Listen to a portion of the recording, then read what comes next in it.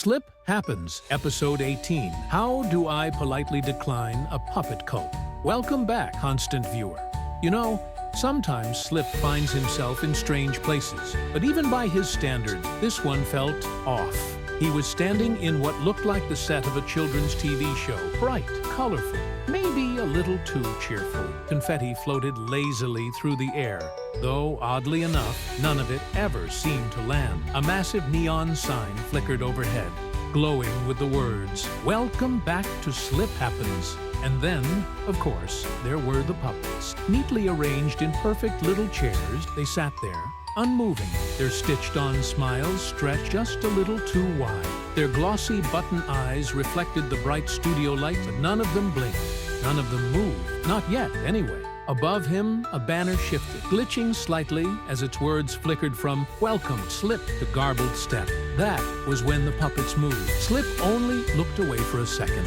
A blink, maybe. And yet, when he turned back, something was different. The puppets, who had been all the way across the set, were suddenly much closer. They hadn't walked. They hadn't crawled. They were just there, still smiling, still unblinking. One puppet, which had been seated just moments ago, was now standing right in front of him, its small felt hand frozen mid-wave.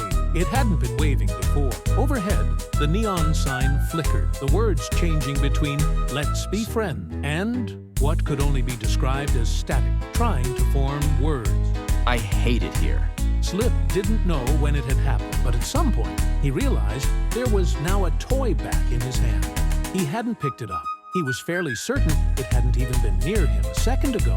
Above him, a new banner lit up. "It's time to play!" And that's when he noticed the piñata. Now, Slip had seen plenty of piñatas before, but he was pretty sure that none of them had button eyes, stitched seams, or a sewn-shut fabric mouth. This one did. The puppets clapped. Their hands hit together just a little too hard, a little too fast, almost mechanical in rhythm.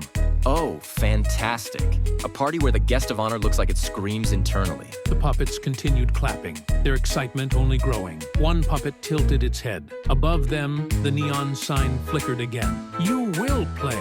Slip wasn't about to wait and find out what happened if he refused to play along. Without hesitation, he dropped the bat, turned, and ran.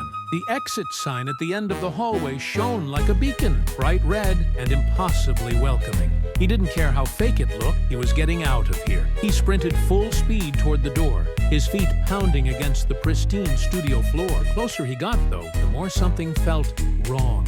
The doorway shimmered, its edges flickering like an old VHS tape that had been rewound too many times. And then he reached it. He grabbed the door frame, nearly stumbling through, and found himself back in the exact same room. Same set, same exit sign, same puppets. Oh, that's cheap.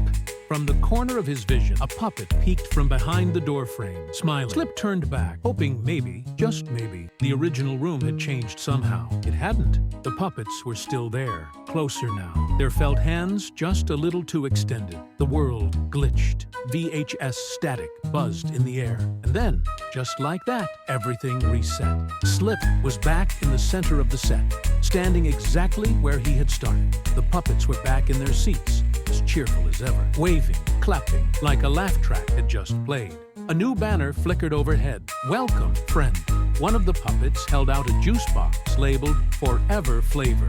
Its stitched fingers wrapped just a little too tightly around it. That's a suspicious amount of enthusiasm for a juice box. The screen flickered. The puppets all waved in perfect unison. A bright, colorful message flashed across the screen. "See you next time." Somewhere, just beyond the cameras, something else did. A breath. A shift. The static grew louder. And then cut to black.